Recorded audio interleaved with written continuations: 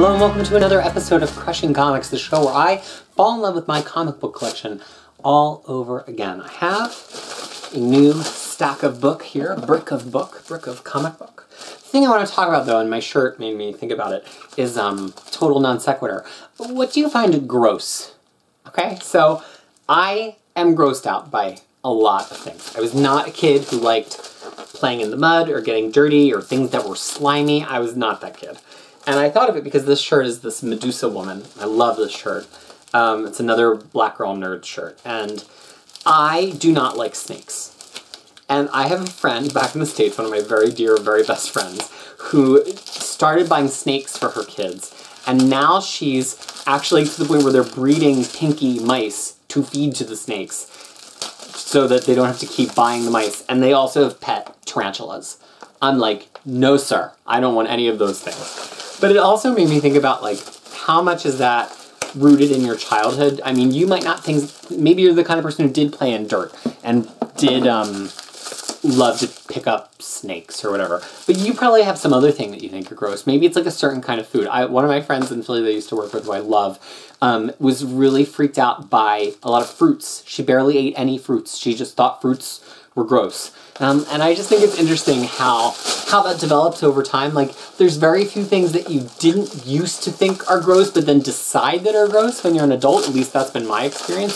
I feel like things that you think are gross are things that you've, like, had that thinking of your whole life, and, like, maybe as an adult you eventually come around to snakes or Brussels sprouts or whatever this thing is that you used to dislike. So I was just thinking about that. So A, what is something that you find super, super gross? And I don't need to hear like something graphic or, you know, like really, truly disgusting. You don't have to talk about barf. What's something that you find really gross? And is it something that you've always found gross since you were a kid, or is it something only that you're an adult and now find gross? So let's see what we got today. This is the other half of Kurt Busiek and George Perez's run on Avengers, which Marvel in collection titled Avengers Assemble. The rest of them are somewhere down here. It's right here behind me. And so I already gave a lot of context on this series last time around. It started in 1998. It came after Onslaught and Heroes Reborn, and it was very much like a return to basics for the Avengers franchise. And that continues, and I mean, this whole series is a love letter to existing Avengers, not just because it's got George Perez on a lot of the art, and although he's not on every single one of these, actually, he's only on art through the third one. The fourth one is Jerry Ordway, Steve Epting, Alan Davis. The fifth one is Alan Davis, Rice, which I don't know which of them it is, Ivan Rice, Manuel Garcia, and Kieran Dwyer. So it's not like this entire run is by Perez. And its dedication to history isn't a result of Perez. Of course, Perez had been like a very famous author of a great run of Avengers back in the day.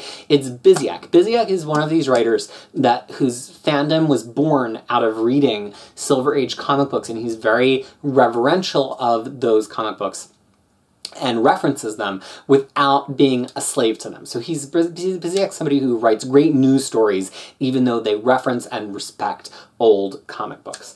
But, you know, this, let's see.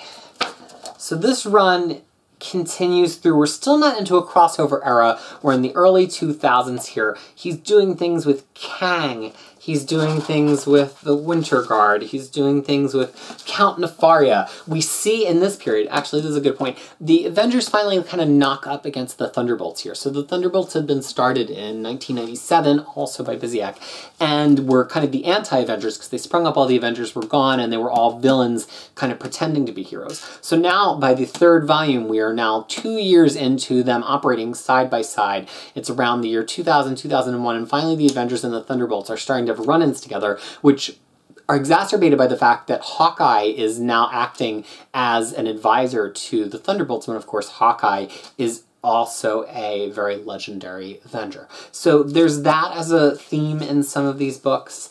And also in Volume 4, we get the first crossover Marvel had really done for a while. They got very much out of the event business after the heroes were born. Like, I don't know if it's just because they were going through bankruptcy at the time and they didn't really have the resources to be focusing on events in this nature, or if they just decided like, hey, let's just get back to basics and focus just on putting out the comic books. But yeah, after Heroes Reborn, I can't even think if there are any Marvel events in 1998, 99, 2000. I guess you could go read my Marvel events guide and find out the answer to that. But finally then, they do have an event which is called Maximum Security, which has to do with like a bunch of space hooligans and using Earth in place of a space prison.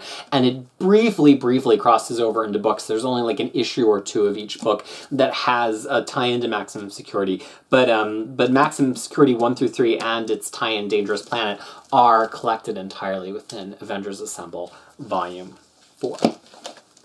So what happens after this, right? Like this Busiek run is pretty long. It's 56 issues, which is a pretty long single creator run. And what happens between this and then Brian Bendis coming on board for Avengers Disassembled, which starts with issue 500, right? Well, it bounces around from a couple of different writers, and none of that has been collected in oversized hardcover. It's Geoff Johns, actually famous now as, you know, as a DC executive and writer currently writing Doomsday Clock, was one of those writers, but also Chuck Austen. It had a number of different pencilers, and there are actually some good stories in there, and Marvel actually reissued a lot of it in complete collections not too long ago, because previous to that, it was only as individual trade paperbacks, and not only were they actually pretty hard to find, but the numbering was really confusing. Like the hard numbers had one numbering set, and the trade paperbacks had another numbering set, and one set of them skipped over issues that the other one didn't. It was really, really confusing. So if you're trying to assemble that, please do go to my Avengers 1996 and 1998 guide, because I explain all of it, and I took great pains to make sure I was explaining it as clearly as possible. But it's interesting because this Avengers run in 1998 starts with like back to basics, but that after Busiek, it kind of just very easily withers away, and then it needs Bendis to again give it like this kick in the pants to get it started again with Disassembled. And to me, that's a signal of like, it's really hard to make the Avengers mean anything unless you took them back to basics, because as a franchise, the mythology of each set of characters changed whenever a new team would assemble, and you didn't have like X-Men where like every era of X-Men refers to all of these past eras. Avengers has never been that kind of a franchise, and Bendis is the person who turns it into much more this amalgam of all of Marvel and makes it like kind of like everybody could have an Avengers card. Anybody can be an Avenger. And in widening the scope and widening like the club aspect of Avengers, I think that Bendis ultimately, even though he started a very street level with Avengers, redefines the team as Marvel's Justice League, who kind of draws from whoever they have to draw from and can have multiple squads at one time. And it really differentiates it from this idea of the Avengers are a specific number of specifically chosen card-carrying heroes, and it's like very formal. So this is the end of that period, right? This is the end of the Avengers as this very formalized team at Marvel, and it never quite works the same way. Even now, you know, 15 years, 20 years actually after this series began, the Avengers isn't that anymore, and I don't know that it's ever going to go back to that, because it's much more utilitous for Marvel to use the Bendis version of anybody can be an Avenger rather than go back to this card-carrying version. So who should read this? I mean, this is what's the contents of the second Busiek Avengers omnibus, so you don't have to pick them up in these hardcovers or in their softcover versions. Who should buy this? Again, if you want an Avengers that's like meat and potatoes Marvel, it doesn't have, it's pretty much all characters that you're going to know from the movies. They're going to be doing very heroic things. It's going to be with classic Marvel villains. I think this is the sweet spot, right? Because before this, you have this kind of like rando Avengers team of people who you're not going to recognize. And after this, you have the Bendis New Avengers, which takes it to a much more street level place, which is not where Marvel is with the franchise in the movies right now. So I think if you watched Avengers Age of Ultron and you were like, I want more Avengers like that, I think this is probably the run for you. That's what I say. So this is Avengers Assemble volumes 3, 4, and 5. And here I am with their ceremonial shelving. Again, I have no idea where they're going to fit. I think we're going to move my book and put them here for now. Okay. So join me next time as we open more books, delve deeper into Marvel's history and sometimes the history of some other companies. And thank you so much for watching as I fall in love with this comic book collection all over again here on Crushing Comics.